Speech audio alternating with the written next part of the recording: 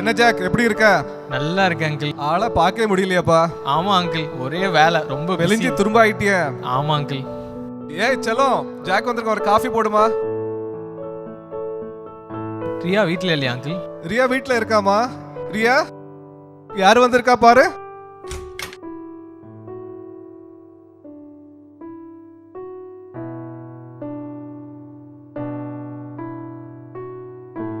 என்ன கிளாஸ்லாம் எப்படி போயிட்டு இருக்கு ரியா? ஆன்லைனில் இருக்கிறப்போ நல்லா ஜாலியாக இருந்தது. இப்போ ஆஃப்லைனில் இருக்கனால ரொம்ப கடுப்பாக இருக்குது.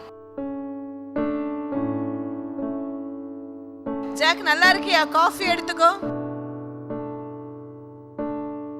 ரியா பூஸ்ட் எடுத்துக்கோ.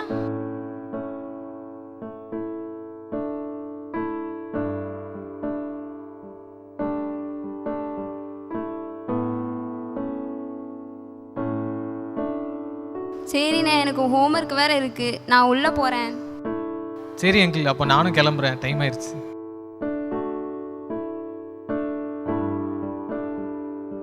போயிட்டு வரேன் அங்கிள்.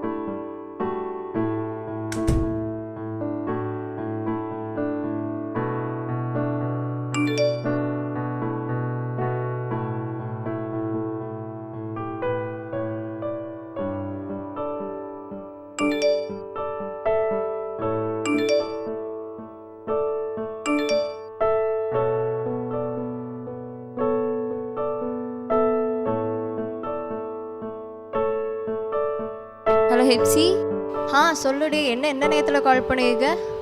எனக்கு ரொம்ப பயமாக இருக்குடி. ஏன், என்னாச்சு? அவன் இன்னைக்கும் வீட்டுக்கு வந்துட்டான்டி. அவன் பார்வையே சரியில்லை. வாட்ஸ்அப்பில் வேற தப்பாக மெசேஜ் பண்ணுறான்டி. பெசாண்டி பிளாக் பண்ணி போடுடி. நான் பிளாக் பண்ணி வீட்டில் ஏதாவது சொல்லிட்டாங்கன்னா அது வேற பெரிய பிரச்சனையாயிரும்டி. இப்படி புலம்பிகிட்டே இருக்க வேண்டியதான். நம்ம நிலமை அப்படி ஆகி போச்சு. பெசாண்டி பையனா பிறந்திருக்கலாம். சரிடி, நாளைக்கு ஸ்கூலில் பார்க்கலாம்.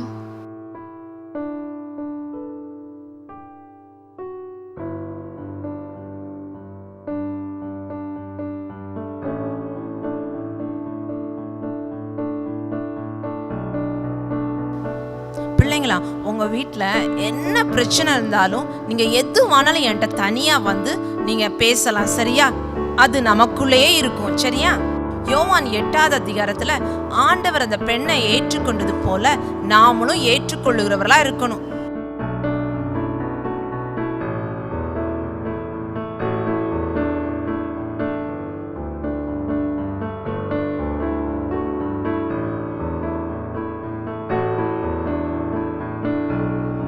Price the Lord. சொல்லுறியா? அக்கா, அவங்ககிட்ட கொஞ்சம் பேசணும். உள்ளவா உள்ளவா.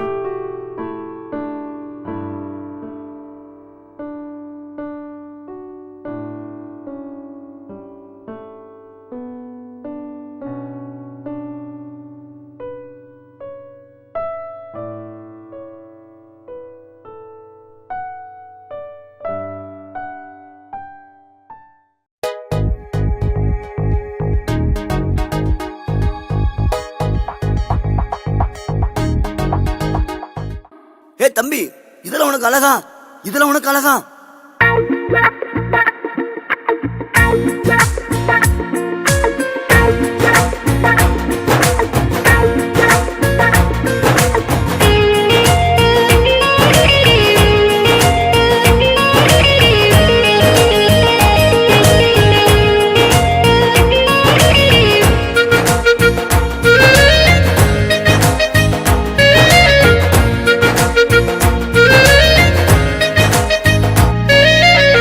அழகழகா அழகழகா, இது உனக்கு அழகழகா.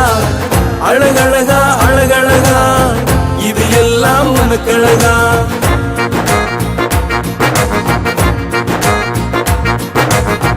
அழகழகா அழகழகா, இது உனக்கு அழகழகா. அழகழகா அழகழகா, இது எல்லாம் உனக்கு அழகா.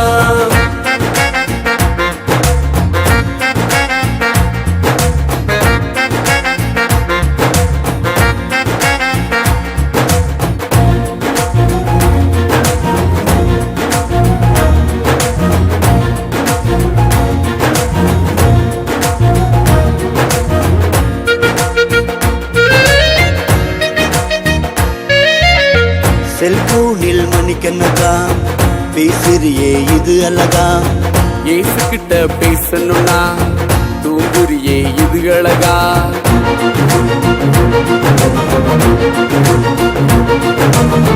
செல்போனில் மணிக்கணக்கா பேசுறியே இது அழகா. ஏசு கிட்ட பேசணும்னா தூங்குறியே இது அழகா. கண்ணிருந்தும் காணாம காதிருந்தும் கேளாம கோயில் மணி ஓச கேட்டும் ஊர் சுத்துறியே இது அழகா.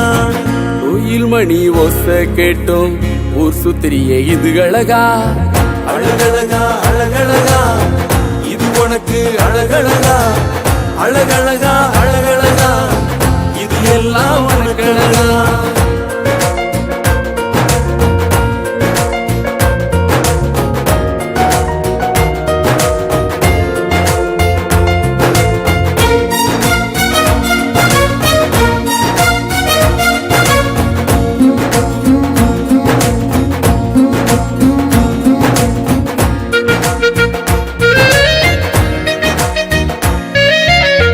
அம்மா அப்பா அட்வைஸு வெறுக்கிறியே இது அழகா. கேர்ள் ஃப்ரெண்டு பாய் ஃப்ரெண்டு பேச்சுனக்கு இனிக்குதப்பா.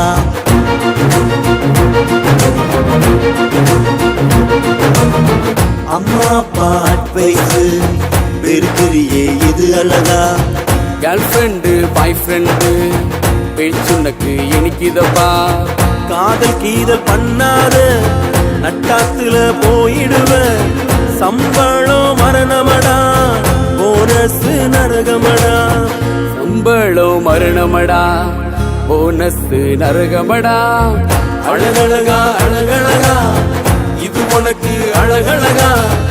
அழகழகா அழகழகா இது எல்லாம் உனக்கு அழகா.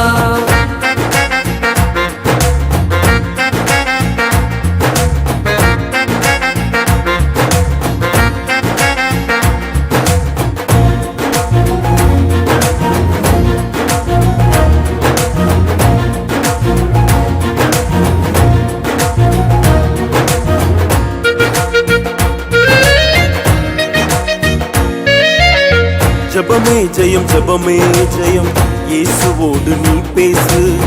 வேதம் வாசி வேதம் வாசி அதையே தினம் நீ சுவாசி.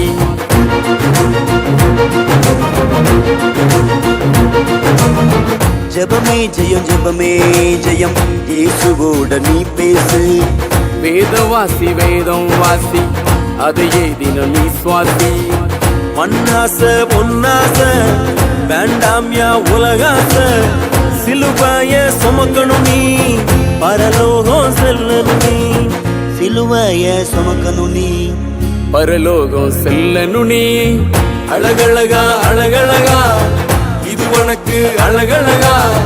அழகழகா அழகழகா இது எல்லாம் உனக்கு அழகா.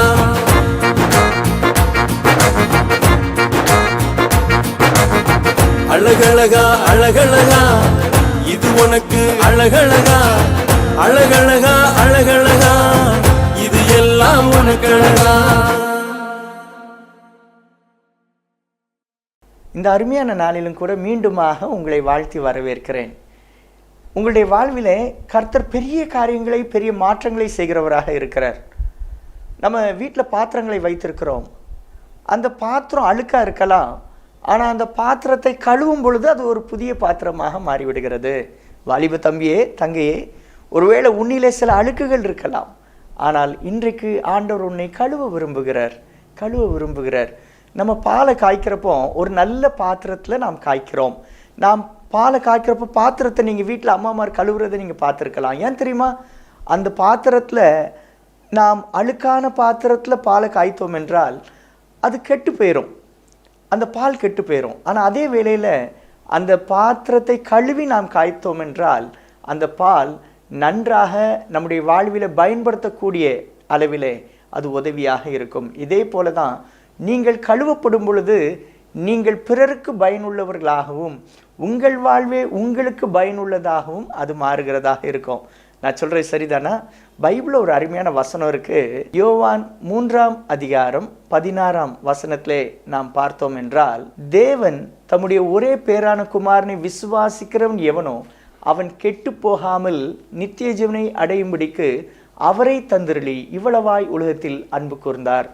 நாம் கெட்டு போகக்கூடாது என்பதற்காக ஆண்டவர் அன்பு வைத்து இந்த பூமியில வந்தார். வாலிப தம்பியே, நீ கெட்டு போயிடக்கூடாதுன்னு தான், வாலிப சகோதரியே நீ கெட்டு போயிடக்கூடாதுன்னு தான் இந்த பூமிக்கு வந்தார். நம்முடைய வாழ்வில நிறைய நேரத்தில் நாம் ஐயோ இந்த உலகத்தில் சுற்றி என்னை இவ்வளவு அழுக்குகள், இவ்வளவு பாவங்கள், நான் எப்படி தப்பிப்பது, எப்படி தப்பி பிழைப்பது முடியலே நீ நினைக்கலாம். ஆனால் உன் கூட ஆண்டவர் இருந்தார்னா தப்பி பிழைக்க ஆண்டவர் வைப்பார். யோசேப்புக்கு சுற்றிலும் பிரச்சனைகள் வந்திருக்கலாம், பாவங்கள் அவ்வப்பொழுது வந்திருக்கலாம். ஆனால் யோசேப்பு என்ன செஞ்சார் தெரியுமா? அவர் பாவத்தை விட்டு விலகி ஓடினார். காரணம் என்ன தெரியுமா? கர்த்தர் யோசேப்போடு இருந்தார். அதனால யோசேப்பு காரிய சித்தி உள்ளவனானான் என்று வசனம் சொல்லுகிறது. நீங்களும் ஆண்டவரோடு இருந்தீங்கன்னா காரிய சித்தியை ஆண்டவர் வர வைப்பாரு. இந்த உலகத்துல ஆண்டவர் எல்லாரையுமே எப்படி தான் படைச்சார் தெரியுமா? பரிசுத்தமானவர்களாக படைத்தாரு. இந்த பூமியில இந்த தண்ணியை பாருங்க, இது பரிசுத்தமாக வெண்மையாக தெரியுதா? இதே போலதான் உங்களையும் ஆண்டவர் பரிசுத்தமாக தான் படைத்திருக்கிறாரு. ஆனா இந்த உலகம் நம்ம என்ன செய்யுது அப்படின்னா பாவத்திற்குள்ளே கொண்டு சென்று விடுகிறது. இந்த உலகம் பாவத்திற்குள்ளே சென்று நம்மை கரைப்படுத்தி விடுகிறது. நம்ம படிக்கிற இடத்துல, அதே போல நாம் பழகுகின்ற இடங்களிலே நம்ம வாழ்க்கை அது அசுத்தமாக சில வேளைகளை மாறிவிடுகிறது. ஒருவேளை இந்த தண்ணி நல்லா வெண்மையாக இருந்த தண்ணீர் இப்போ நீங்கள் பார்க்கலாம் அது ரொம்ப அழுக்கடைந்து விட்டது. நீங்களும் கூட நினைக்கலாம், நான் சின்ன பையனாக இருக்கப்போ இந்த தப்புலாம் செய்யலை, நான் நல்ல பையனாக இருந்தேன், நல்ல பிள்ளையாக இருந்தேன், ஆனால் என் வாழ்க்கை இன்னைக்கு என் குணங்கள் மாறிட்டே நீ நினைக்கலாம். ஆனால் ஆண்டவர் ஒரே பேரான குமாரனாகிய இயேசு கிறிஸ்துவை ஏன் தந்தார் தெரியுமா? உங்களை என்னையும் பரிசுத்தப்படுத்தும்படியாக தான். நல்லா கவனிங்க, இயேசு கிறிஸ்து உங்கள் வாழ்க்கையில் வந்துட்டார்னா உங்கள் வாழ்க்கையில் பரிசுத்தம் வந்துடும். இங்கே பாருங்கள், அதனால தான் இயேசு கிறிஸ்து சிலுவையில் அவர் என்ன செஞ்சார்னா தம்மையே நமக்கென்று தந்தார். இங்கே பாருங்கள், இந்த தண்ணீரில் இந்த சிலுவை அப்படி அது கலக்கும் பொழுது அந்த தண்ணீருடைய நிறம் மாறுகிறத நீங்கள் பார்க்கலாம். இந்த தண்ணீர் கொஞ்சம் கொஞ்சமாக மாறி அது மீண்டுமாக அப்படியே பரிசுத்தமாக மாறுகிறது நீங்கள் பார்க்கலாம். வெண்மையாக மாறிட்டு இல்லை? ஆமாம், நம்ம கண்களுக்கு ஆச்சரியமாக இருக்கலாம். அழுக்காக இருந்த தண்ணீரை இந்த சிலுவை உள்ளே வந்த பொழுது அது வெண்மையாக மாறிவிட்டது. ஒருவன் கிறிஸ்துவுக்குள் இருந்தால் புது சிருஷ்டியாக இருக்கிறான், பழையவைகள் ஒளிந்து போயின, எல்லாம் புதிதாயின என்ற வசனத்தின்படி உங்கள் வாழ்க்கை ஆண்டவர் அவர் புதுசாக மாற்றுவார். தேவன் நம்ம மேலே எதுக்கு அனுபவிச்சார் தெரியுமா? உங்களையும் என்னையும் புது சிருஷ்டியாக மாற்றதான். நான் சொல்கிறீங்களா? ஒருவன் கிறிஸ்துவுக்குள் இருந்தால் புது சிருஷ்டியாக இருக்கிறான், பழையவைகள் ஒளிந்து போயின, எல்லாம் புதிதாயின. உங்கள் வாழ்க்கையில் புது சிருஷ்டியாக உங்களை மாற்றணும்னு ஆண்டவர் விரும்புகிறாரு. ஆனால் இயேசு கிறிஸ்து உங்களுக்குள்ளே வரணும். இந்த தண்ணி மீண்டுமாக எப்படி வெண்மையாயிட்டோ உங்கள் உள்ளத்தை பரிசுத்தமாக்குவார், உங்கள் குணங்களை பரிசுத்தமாக்குவார், உங்கள் வாழ்க்கையை திருப்பி பரிசுத்தமாக்குவார், திருப்பி உங்களை உயர்ந்த ஸ்தலத்தில் ஆண்டவர் கொண்டு போவார். இந்த தண்ணீர் பரிசுத்தமானது போல நம்ம வாழ்க்கையை ஆண்டவர் பரிசுத்தப்படுத்தணும் தான் இந்த பூமிக்கு வந்தார். வலது கருத்தை இருதயத்தில் வச்சு சொல்லுவோமா? என்னை பரிசுத்தப்படுத்தும்படியாக வந்த ஆண்டவரே, இன்றைக்கு என்னை பரிசுத்தப்படுத்துகிற அப்படினால் நன்றி. நான் கிறிஸ்துவுக்குள் இன்றைக்கு வருகிறேன், என்னை புது சிருஷ்டியாக ஆண்டவர் மாற்றுகிறபடினால் நன்றி. தலைகளை தாழ்த்தி நாம் அவருடைய கரத்திலே நம்மை அர்ப்பணித்து ஜெபம் செய்வோமா? பரிசுத்த தகப்பனே, ஒருவன் கிறிஸ்துவுக்குள் இருந்தால் புது சிருஷ்டியாக இருக்கிறான், பழையவைகள் ஒளிந்து போயின, எல்லாம் புதிதாயின என்ற வசனத்தின்படி இன்றைக்கு இந்த நிகழ்ச்சியை பார்த்து கொண்டிருக்கின்ற உம்முடைய மகன், உம்முடைய மகள், அப்பா, ஒருவரையும் புறம்பே தள்ளாதவர் நீர். ஐயோ, நான் இந்த தப்பை செஞ்சுட்டேனேன்னு சொல்லி மனமுடைந்து ஜெபம் பண்ணுகின்ற தம்பியை பாருங்கப்பா, மனமுடைந்து ஜெபம் பண்ணுகின்ற தங்கையை நீங்கள் பாருங்க. அப்பா, நீர் கிருபியாக இறங்கி நீ விரும்புகிறபடி உனக்கு ஆக கடவுது என்ற வசனத்தின்படி உங்களுடைய பிள்ளைகளை நீங்கள் பரிசுத்தப்படுத்துங்க, புது சிருஷ்டியாக மாற்றுங்க. இந்த உலகத்தில், குடும்பத்தில், படிக்கின்ற இடங்களிலே, சமுதாயத்தில் புது சிருஷ்டியாக உங்களுடைய பிள்ளை வாழ நீங்கள் அனுகிரகம் செய்யுங்க. புதிய சந்தோஷத்தை, புதிய கிருபைகளை, புதிய ஆவிக்குரிய வரங்களை, புதிய தாளந்துகளை உங்களுடைய பிள்ளைகளுக்கு கொடுங்க. இயேசு கிறிஸ்துவின் மூலம் கேட்கிறோம் பிதாவே, ஆமேன். நம்முடைய கர்த்தராகிய இயேசு கிறிஸ்துவின் கிருபையும் பிதாவாகிய தேவனுடைய அன்பும் பரிசுத்த ஆவியானவருடைய அந்யோன்ய ஐக்கியமும் நம் அனைவருடைய இன்றும் என்றும் சதா காலம் இருப்பதாக. ஆமேன். வாலிப தம்பி தங்கைமாரே, உங்களுக்கு மீண்டுமாக வாழ்த்துக்களை நான் தெரிவித்துக் கொள்கிறேன். கர்த்தர் நம் அனைவரையும் ஆசீர்வதிப்பாராக. ஆமேன். இளைஞனே